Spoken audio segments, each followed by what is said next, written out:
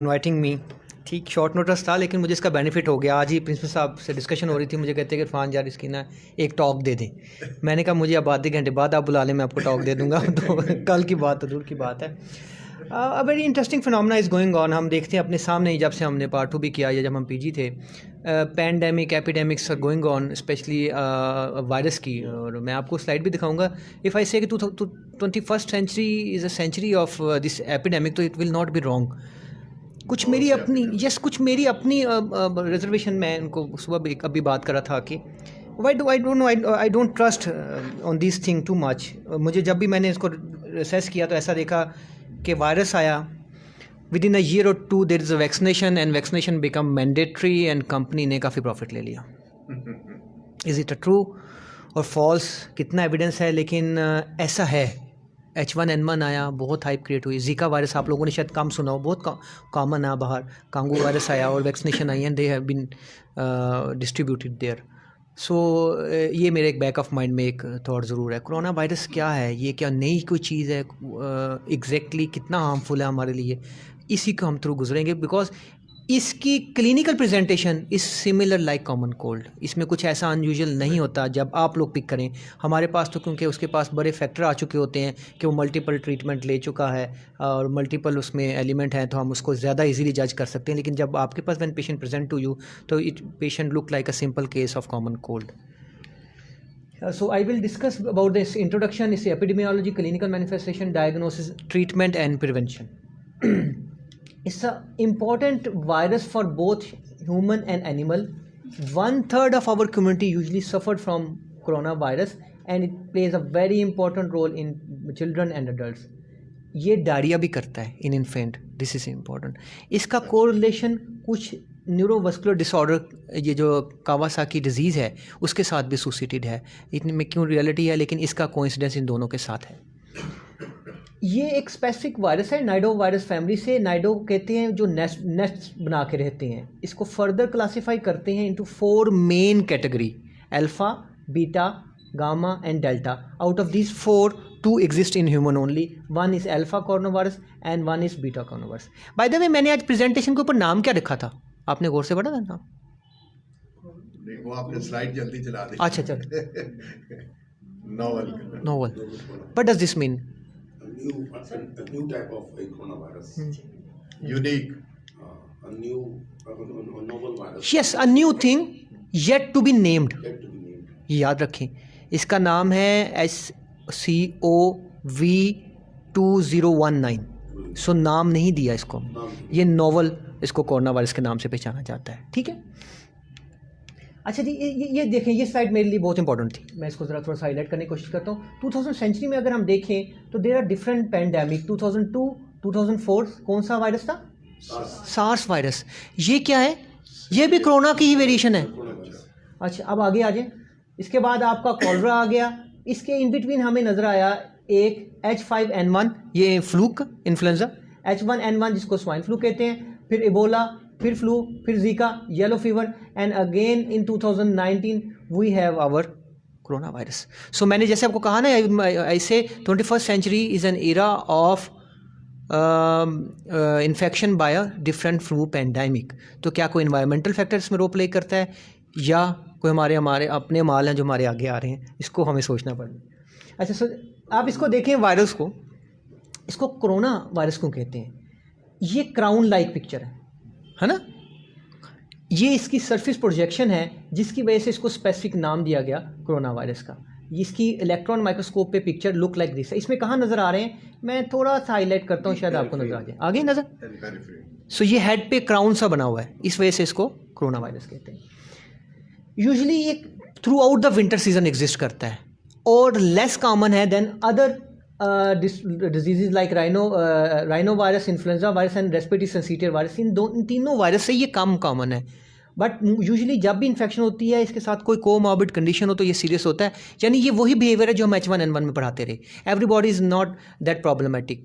Yes ये जो drift आया चाइना में, क्योंकि चाइना ने थोड़ा सा विद हेल्ड किया अपनी इन्फॉर्मेशन को फॉर सम टाइम, वो जेनेटिक उसकी देख रहे हैं क्या मेकअप है, तो ये ड्रिफ्ट है शिफ्ट है, दो मैकेनिज्म होते हैं आपके वायरस में जब वो चेंज होता है, एक होता है शिफ्ट, एक होता है शिफ्ट। शिफ्ट जो होता है वो मेजर नहीं है, वो थोड़ा सा चेंज इन एंटीजेनिसिटी है। जो ड्रिफ्ट है वो टोटल चेंज आ जाता है, और ड्रिफ्ट मेन एपिडेमिक काज करता है। ये अभी हम इसके बारे में पढ़ना है। ये यंग में ज़्यादा, चिल्ड्रन में ज़्यादा कॉमन प्रॉब्लम काज करता है। स्प्रेड कैसे होता है चाइना में, कैसे स्प्रेड हुआ by the way, anybody goes through the literature? जी, बैट से। ये एक इनका मार्केट है जहाँ पे, हाँ वो बैट सोर्स कह रहे हैं, क्योंकि जो पहला वायरस डिटेक्ट हुआ उसकी जीनोमिक मैच बैट वाली है। ये साइंटिस्ट ने कुछ ने कहा है, लेकिन ये बात ठीक है कि वो उनकी वो मार्केट है जहाँ पे सी फूड है, ठीक है। So bat, sea food, bat is the common culprit जो अब की एपिडेमिक स्टार्ट हुई है। अच्छा जी, लेकिन ये क्या है, कैमल से भी हुआ ना, इसको क्या कहते थे, मिडल ईस्ट, यस मर्स-कोवी। सो वो भी कोरोना वायरस था, मिडल ईस्ट रेस्पिरेटरी सिंड्रोम, वो इसकी वजह से हुआ। फिर स्वाइन फ्लू हो गया, फिर इसके अलावा ये बैट्स में, इन्होंने तस्वीर नहीं बनाई, बैट्स में हो गया। एंड देन पहला जो केस रिपोर्ट हुआ in animal, that was in 1937। In human पहला जो केस रिपोर्ट हुआ दैट वाज इन 1960। सो एक कंटेमिनेशन आपकी या एक एयरबॉर्न ट्रांसमिशन आपकी होनी है through animal, and then next क्या होगी, from human to human start होगी। सो अब जो है वो ट्रांसमिशन ह्यूमन टू ह्यूमन है। अच्छा, इसमें एक चीज़ याद रखें कि जो इसकी इम्यूनिटी है ना, ये आफ्टर इन्फेक्शन डेवलप होती है, बट ग्रेजुअली इट्स वेन्स, ये बड़ी इंपॉर्टेंट बात है, ये कम होना शुरू हो जाती है। इसका मतलब है हम दोबारा भी हमारे अंदर इसके जरासीम होने के चांसेस, इन्फेक्शन होने के चांसेस ज़्यादा, नंबर 1। नंबर 2, एक तो ये वजह, नंबर 2 ये है कि इसमें एंटीजेनिसिटी ड्रिफ्ट का मैकेनिज्म भी एग्जिस्ट करता है, तो री इंट्रोडक्शन हो सकती है because of another corona virus, जैसे अब हमारे पास हुई है। Outbreaks are commonly in long term care facility in older adult, जिन लोग हॉस्पिटल में रहते हैं उनमें ज़्यादा प्रॉब्लम होता है इस केस। अब ये क्या हुआ, वुहान एक है एरिया चाइना का, जहाँ पे 2019 के एंड में केस रिपोर्ट हुए, और जनवरी 2020 तक वहाँ पे हमारे पास कितने केस हुए, ये आपको मैं इससे लेटेस्ट डाटा अभी तक आपने देखा होगा जो मैं आपको दिखाने लगा। ये reports came from Hubei, and there are several confirm report in the multiple areas of China, and they have gone to the other countries like Thailand, Japan, Republic of Korea and United States। ठीक है, ये 25 का है data. इसके मुताबिक सबसे ज़्यादा area तो आपका वही है जो चाइना का था, लेकिन उसके अलावा अगर आप देखें तो आपके थाईलैंड में भी आ गए हैं। Even in USA there are 3 case confirmed case reports. This is the data. कब का है डेट, आज का डेट है 27 आज का है और 1 बजे का डेटा, ठीक है। So 27th 1 PM we have 2804 confirmed case, out of them 80 patient expired, ठीक है। इसके सिम्टम्स क्या हैं? अच्छा, you want to have a picture, ये ले पिक्चर ले लें। सो सिम्टम्स क्या हैं? इसके सिम्टम्स वही हैं जो कॉमन कोल्ड के हैं। क्या होता है उसमें? Watery nose, eyes, sneezing, cough, ये एक इसकी सिंपल मैनिफेस्टेशन है। अनयूजुअल क्या है? Diarrhoea, acute kidney shutdown, brain system, और उससे आगे क्या होगा? ये early symptom started and then it goes on towards pneumonia which leads to SARS, यानी मल्टीपल ऑर्गन फेलियर हो जाएगा। So fever, chest pain, chills, इसके अलावा heart burn, breathing difficulties, and then this is the time जब patient अपने जो micro है viral illness वो दूसरे एरिया में ट्रांसफ़र करेगा। साइलेंट पे कर दें। अच्छा, हाउ टू सस्पेक्ट, या कब हम केस आइडेंटिफाई करेंगे, क्या सिम्टम्स होंगी तो हम उसको कहेंगे कि इसमें ये वायरल इलनेस हो सकती है। This is a draft bye the way WHO का अभी। हाँ, देखिए कितने दिन की। पहले तो हमारे एरिया में पेशेंट कहाँ से आना चाहिए? And patient came from some area जहाँ पे एपिडेमिक चल रही है, नंबर 1, ठीक है। हिस्ट्री और हिस्ट्री भी वेरी गुड।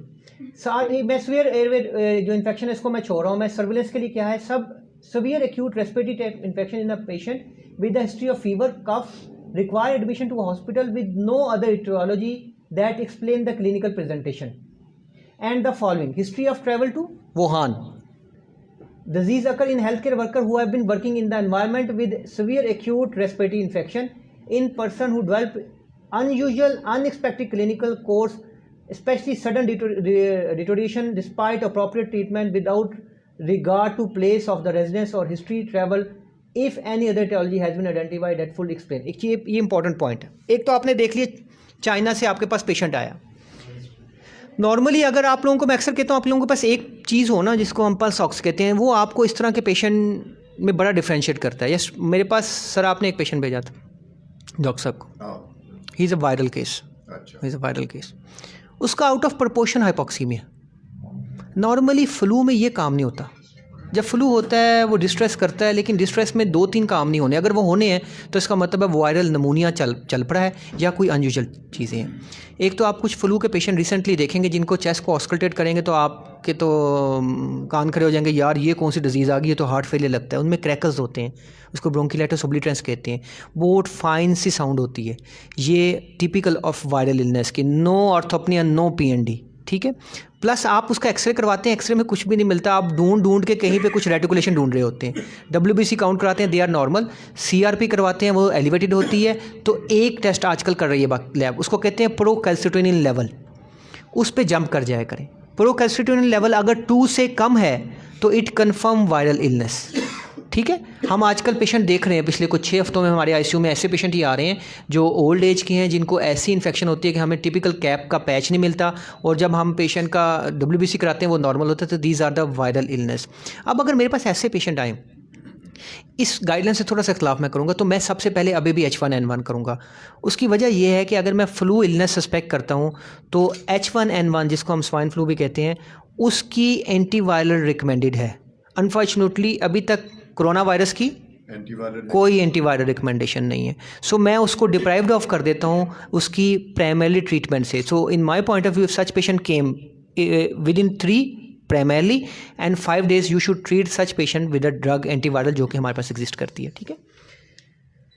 अगर एक पर्सन को एक्यूट रेस्पिरेटरी इलनेस है with a degree of severity within 14 days before onset of illness had any of the following exposure, के पेशेंट का फिर किसी न किसी केस से एसोसिएशन हुई है, पेशेंट किसी न किसी ऐसे हेल्थ केयर वर्कर में जगह पे काम कर रहा है जहाँ वो केसेस आए हैं.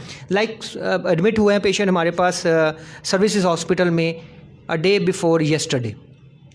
3 patients are quarantined, they are all engineers. So अब लेट्स सपोज चाइनीज़ है सर, लेट्स सपोज कि उनमें वायरल इलनेस हम डिटेक्ट नहीं कर पाए, लेकिन उनको डॉक्टर्स ने एड्रेस कर लिया है.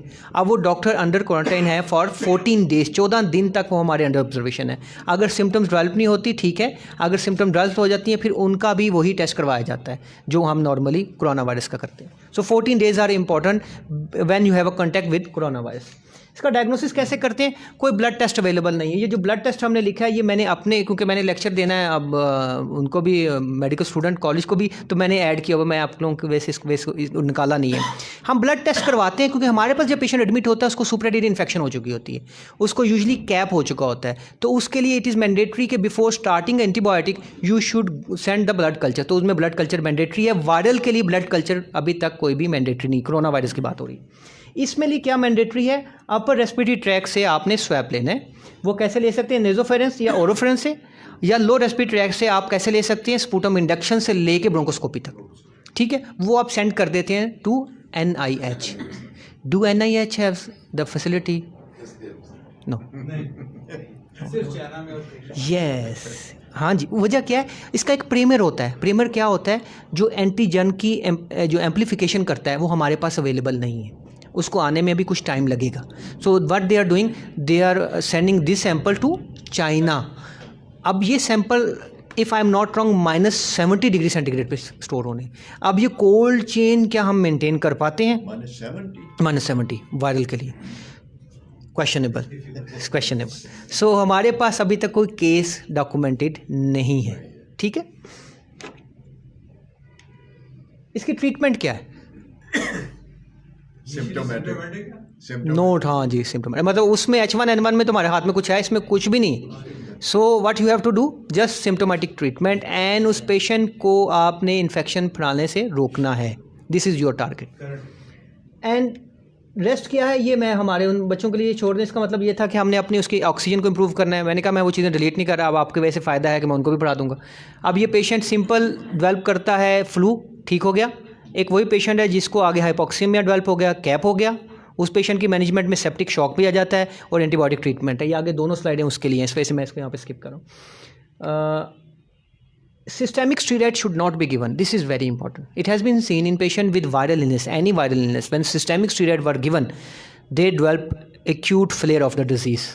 ठीक है, तो systemic steroid should not be given unless कोई ऐसी कंडीशन ना आ जाए, लाइक पेशेंट को एक्यूट सीवियर एस्थमा हो गया कि स्टीरॉयड आर इंडिकेटेड। अच्छा, कुछ साइन आपने उसके ज़रूर देखने हैं कि अगर आपके पास पेशेंट फ्लू का है, मैं जो आपको रिकमेंडेशन अपनी तरफ से इसमें ऐड करूँगा वो ये है कि अगर फ्लू वाला पेशेंट आ गया है तो आपने उसको ये ज़रूर बताना है कि अगर आपको सांस की रफ़्तार बहुत ज़्यादा तेज़ महसूस हो, अगर आपको एयर हंगर हो, ऑक्सीजन की कमी महसूस हो, आपके हाथ नीले हो जाएं, आपका ब्लड प्रेशर लो हो जाए, तो ये वो अलामत हैं जो हमें ये डाउट कर रही हैं कि आपकी डिज़ीज़ प्रोग्रेस कर रही है। ठीक है, जो कोमॉर्बिड कंडीशन के साथ हैं उनको ज़रूर असेस करें और उन पेशेंट्स को आई विल रिकमेंड कि आपको फ्लू वैक्सीनेशन करवानी है, क्योंकि coexistence of two disease mean killing death of the patient. Influenza अभी भी मैं अगर समझूं तो is a big killer than corona virus. अभी हमारे पास पेशेंट नहीं आया, लेकिन अगर दोनों कंबाइन हो गए तो ये बहुत डिफ़िकल्ट है। सो हम एक को तो बचा के रखें। हमें वो पेशेंट आइडेंटिफाई करने हैं, वो लोग स्पेशली जिनका लिंक इन लोगों से है, लाइक जो एनिमल्स के साथ डायरेक्टली एक्सपोजर हैं, उनको हमें ज़रूर पढ़ाना है और समझाना है। क्या बताना है इन लोगों को हमें? और अनप्रोटेक्टेड कंटेक्ट, ये आगे मैं बताऊंगा, ये बहुत इंपॉर्टेंट है। हम सब, आप लोग हमसे ज़्यादा पेनिट्रेशन रखते हैं सोसाइटी में। सो आप लोगों का टारगेट यही होना चाहिए कि वो लोग जो आपके जैसे ये दूध वाले हैं या वो दूसरे गोश्त वाले हैं, उनको ये समझाया जाए कि आपका कंटेक्ट ठीक है, वो आप नहीं अवॉइड कर सकते, लेकिन अगर आप ग्लव्स पहन लें या अगर आप मास्क पहन लें, और मास्क कैसे पहनना है, मास्क किसी के, हाँ ये आपके पास मास्क प्रॉपर वाला है? अच्छा, इसको ज़रा उतारिएगा, मुझे दिखाइएगा। सॉरी मैं आपको कह रहा हूँ। हाँ जी ठीक है, ये इसमें, हाँ इसमें वो नहीं है। चले ठीक है, सॉरी जी, मैंने आपको कहा उसमें कलर फ़र्क। हाँ जी, हाँ जी, अच्छा पेशेंट के लिए कलर अंदर है, डॉक्टर के लिए प्रोटेक्शन के लिए वाइट वायर। अच्छा हाँ जी जी कौन से कलर हैं दो? एक लाइट होता है, एक डार्क। एक लाइट होगा, एक डार्क होगा। जो डार्क कलर है वो क्या प्रोटेक्ट करेगा? बाहर से रोकेगा, वो बाहर से रोकेगा। बस ये कंसेप्ट समझ लें। अगर आप उसको उल्टा कर देंगे, एक आप कम्युनिटी को बचा रहे हैं, एक आप अपने आप को बचा रहे हैं। जो मेरे लिए इंपॉर्टेंट है वो क्या है कि मैं कम्युनिटी को बचा के रखूँ। मुझे तो वायरल इलनेस है, तो फिर आपका जो डार्क पोर्शन होगा वो कहाँ होगा? आउटसाइड होगा। क्लियर होगी? अच्छा, दूसरा ये जैसे आपने पहना है, ये एक्सेप्टेबल नहीं है। आप इसको नाक के ऊपर करेंगे और पुल करके चिन से नीचे ले आएंगे। ये कोई मुश्किल काम नहीं है और ये कॉस्टली भी नहीं है। ये हमारी कम से कम अवेयरनेस ज़रूर इन लोगों को होनी चाहिए। प्लस अगर हम जैसे लोग हैं जो डायरेक्टली डील कर रहे हैं विद आईसीयू पेशेंट, हमें अपनी पर्सनल प्रोटेक्शन इक्विपमेंट को ऑलवेज ऑन करना है। अनफॉर्चुनेटली मैं अभी बता रहा था चीमा साहब को, आज भी हम इन्फेक्शन कंट्रोल की मीटिंग करके आए हैं अभी रिसेंटली। हम इंशाल्लाह इन्फेक्शन फ्री LGH का स्लोगन बना रहे हैं। हैंड हाइजीन का कंसेप्ट नहीं है हमारे कौम में। I don't know why so, despite so much effort in general hospital. Yes, अल्हम्दुलिल्लाह we have crossed 50% our marks, जो कि पहले सिर्फ 6% थे, स्टिल अब कम है। सिर्फ एक अगर मेथड है जो आपको प्रिवेंट करेगा इस सारे साइकिल को, वो हैंड। मैं आपको अक्सर रिक्वेस्ट करता हूँ, 2-3 चीज़ें अगर आपके ऑफिस में हो ना, वो बड़ी इंपैक्टफुल होती हैं। एक, आपने पल्स ऑक्स ले लिया, एक आपका हैंड हाइजीन वाला इक्विपमेंट लगाओ। आपने उसको फिल करना मुश्किल भी नहीं है। पेशेंट को असेस किया, आपको मेथड का पता होना चाहिए। मैं आपको बताता हूँ मेथड क्या है, और उसके बाद आपने नेक्स्ट पेशेंट देख लिया। जब आप रूटीनली करते हैं ना तो इसको सेकंड्स लगते हैं, लेकिन ये साइकिल आप अपना डेवलप कर लें, ये it will help you. So हमने इन दोनों पेशेंट को who are at risk for developing corona virus हमने आइडेंटिफाई करना है, और ये हमारे लिए सबसे इंपॉर्टेंट राइट नो ये टास्क है। प्रिवेंशन क्या है? हैंड हाइजीन ये सारी स्लाइडें ये हैं। Clean your hand with soap and water और alcohol based water and rub. Any question के बाद रब करें, it will improve. Ideal alcohol based है, ठीक है। सो चीज़ें वही हैं जो इस्लाम ने हमें बताई हैं। उन्हीं चीज़ों से पहले आपने अपने हैंड को वॉश करना है। Cover your nose and mouth when coughing. And sneeze with the tissue और fixed elbow, this is important. इसको कहते थे कफ एटिकेट्स। आप लोगों को शायद है, हमारी नई जनरेशन को नहीं पता। खांसी करनी है why so, why we are using this flex elbow? Case में जाए वो बाहर ना जाए। Okay, any other thing? हाँ जी सर, क्या हाल है? स्प्रेड ना। अच्छा, हाथ मिला लिया ना हाथ मिला दिया, वो ट्रांसफ़र हो गया। अब ये कोई बहुत ही आपका लाडला होगा जो आपको यहाँ से पकड़े। सो आपका कंटेक्ट जो है वो हैंड वाला आपने ख़त्म कर दिया। वेरी इंपॉर्टेंट वैल्यू, ये हमने लोगों को समझाना है। एक ज़माने में जब H1N1 की यूके में एक आई स्पाइक आई, तो ये बड़े बड़े पोस्टर लगा करते थे। देखें, ये हमें हमारे अवेयरनेस नहीं, और ये काम हमारे बुज़ुर्गों का, ये हमारा है कि हम अपनी फैमिली में ये एटिकेट्स लोगों को समझाएं। हम टीबी के पेशेंट देख रहे होते हैं, मुंह पे आके पहले खांसता है, बाद में बात शुरू करता है, और हम कुछ भी नहीं कर सकते। ठीक है, अवॉइड कंटेक्ट विद एनीवन। उसको भी तो हम नहीं फॉलो करें ना। मतलब वो था कि आपने छींकना है, खांसना है या करना है किसी भी काम के लिए तो लेफ्ट हैंड यूज करें। हमें ये भी नहीं पता, हम राइट हैंड। बिल्कुल सही है, हाँ जी। उसका भी कंसेप्ट आप देखें क्या है कि हमने उससे सलाम लेना होता है राइट हैंड से। देखें ना इस्लाम का, हाँ जी, राइट को वाइट, हाँ जी, ऐसे ही है, ऐसे ही है। लेकिन सर ये हमारी रिस्पॉन्सिबिलिटी, जब ऐसी चीज़ें आती है तो इनका चंक पॉइंट इस्लाम ही, आप देखें वो ही पॉइंट है, वो जो आपका जो सफाई निस्फ़ ईमान है, वही चीज़ें हैं कि खाने से पहले, खाने के बाद आपने हाथ साफ़ करने, वॉशरूम में जाने से पहले, बाद में हाथ साफ़, कोई अनयूजुअल चीज़ें नहीं। कुक, जो आप मीट कुक करें या एग कुक करें, इसको प्रॉपर करें। Avoid unprotected contact with the live and wild farm animals. Wash your hand after coughing, sneezing, ये सारे WHO ने अभी ही लॉन्च किए हैं। Before, during and after you prepare your food, before eating, देखें वही हैं। After toilet use, when hands are visibly dirty, after handling animals और एनिमल वेस्ट। सो सारी चीज़ें आपकी हैंड हाइजीन पे फिनिश हो रही हैं। Wash your hand with soap और running water when hands are visibly dirty, हाथ आपको गंदे लगते हैं, ब्लैक कलर के लगते हैं, उसको वॉश करें।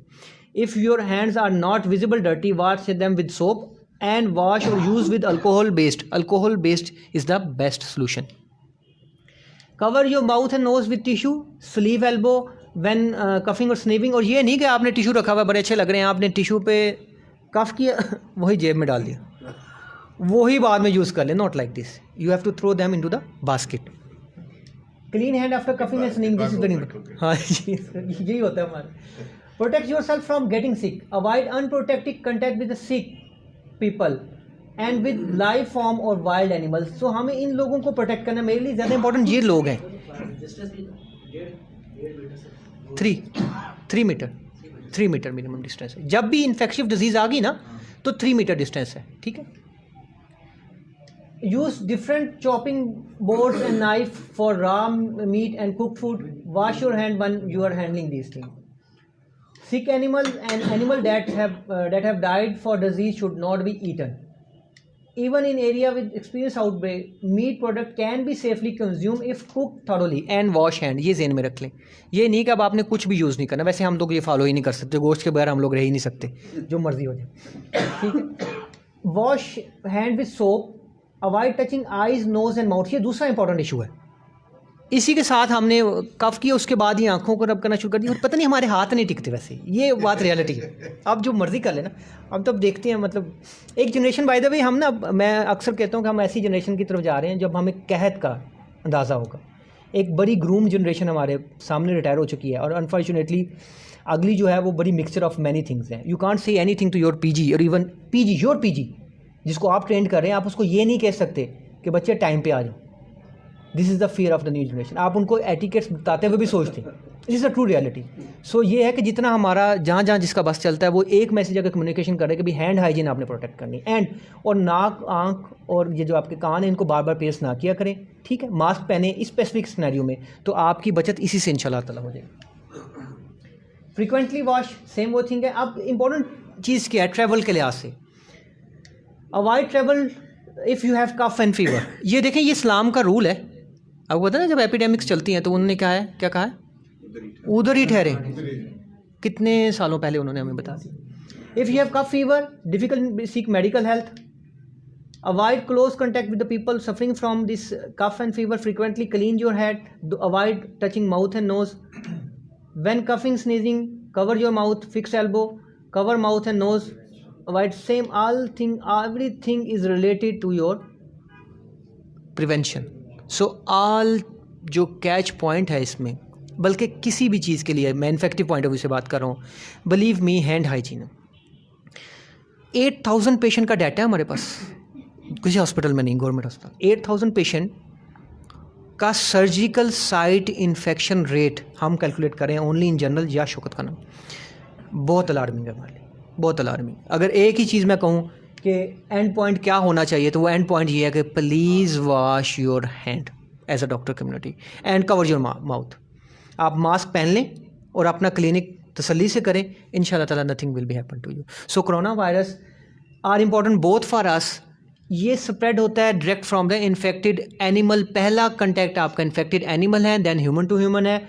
यूजुअली इसमें कुछ करते नहीं, अभी हमने क्योंकि केस नहीं देखे, लेकिन जो उधर भी आए हैं वो भी एक केस उसमें ऐसा है जो जिसको फुल ब्लोन नमूनिया है, बाकी 2 जो हैं वो क्वारंटाइन में रखे हुए हैं सर्विसेज की बात कर। एक मुल्तान में था लेकिन वो डॉक्यूमेंटेड नहीं हुआ। डॉक्यूमेंटेशन फिर सर बात वो आ गई कि आपने -70 4 डेज चाइना हैंडलिंग, तो इसमें अभी तक जब तक हमारे पास प्रीमियर नहीं आएगा तो कंफर्म नहीं होगा। 14 डेज इतना ही रखना है। जब आपका पेशेंट सस्पेक्ट कर लिया 14 डेज अंडर ऑब्जर्वेशन है, अगर कुछ सिम्टम्स नहीं डेवलप होती तो वो क्लियर है आपका केस, ठीक है। आपने मार्केट में कोशिश करें कि आप अवॉइड करें, अगर जा रहे हैं तो कोई परेशान ना हो, आप मास्क पहन लें या ग्लव्स कर लें अगर आपने चेक करना है किसी भी फूड को। और हमेशा जब भी आप खाना खाएं, खाने से पहले, खाने के बाद, वॉशरूम जाने से पहले, वॉशरूम जाने के बाद, you should wash your hand. So the only thing that is important is अस्सलाम वालेकुम sir, is wash your hand. That's all. Thank you so much. Confirm case इस वक्त पाकिस्तान में कोई डॉक्यूमेंटेड नहीं, उसकी मैंने वजह भी आपको बता दी। तो वो हो ही नहीं सकते।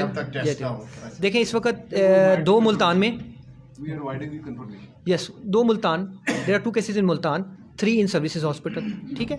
बट ये ना कि हम